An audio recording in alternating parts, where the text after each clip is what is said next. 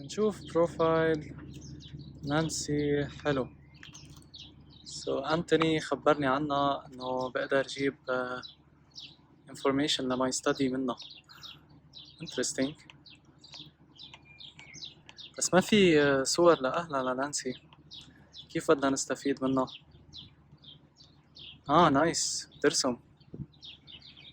اوكي، حبيت هالصورة. طيب لكن هدا احكيها لحتى نجرب، بركي بتبعت لنا صور.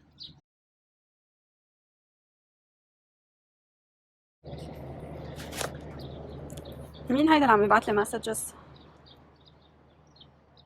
حلو، بعده عم يبعت كمان. محمد غزال. بدي ابعت له صور الي ولا اهلي؟ لا كتير وقح هيدا. شو كمان بقول لي؟ Please answer, I can see you are online.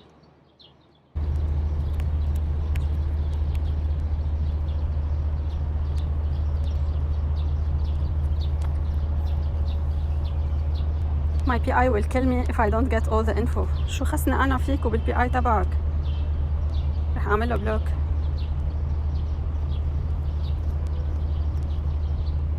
اثبت شي رح اعمل اكونت برايفت لانه ما بتعرف مين بيفوت وبياخد الصور.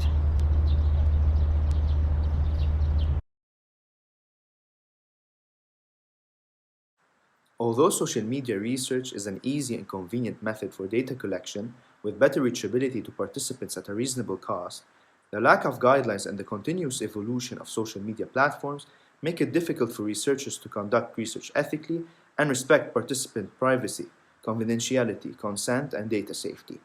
So in this case, Mohamad he contacted Nancy and accessed her information on social media without obtaining consent from her beforehand. He assumed that since his friend told him that she had a public profile, that he had unlimited access to her data.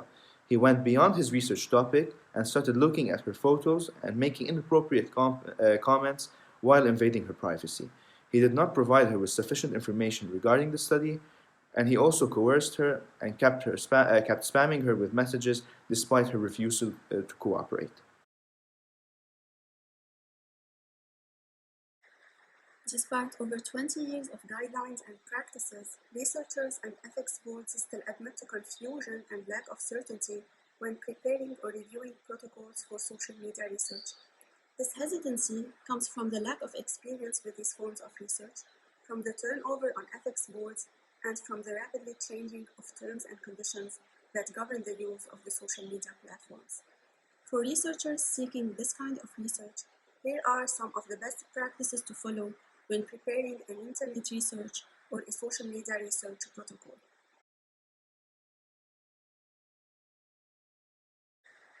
First of all, minimize potential risks to subjects' confidentiality.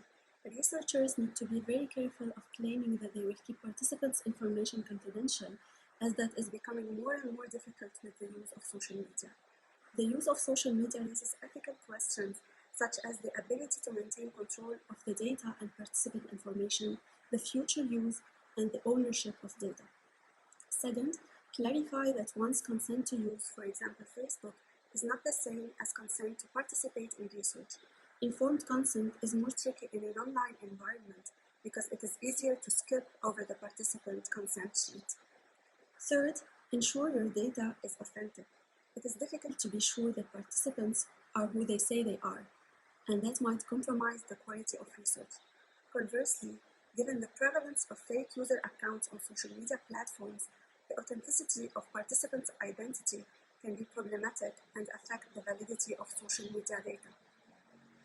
Fourth, disclose what third-party sites will be used for collection, storage, dissemination, and that access by third parties is possible.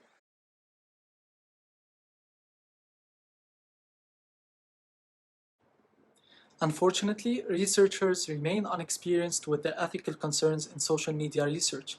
This requires adequate training through workshops to be able to understand social media platforms better and know how to use it. And this is to ensure adequate data collection, proper protection of data from hackers, and to make sure that information only relevant to the research purpose is being collected, while of course respecting the participants' rights to privacy. Therefore, researchers must take informed consent before reproducing and representing participants' content, as they are altering the audience those information are exposed to.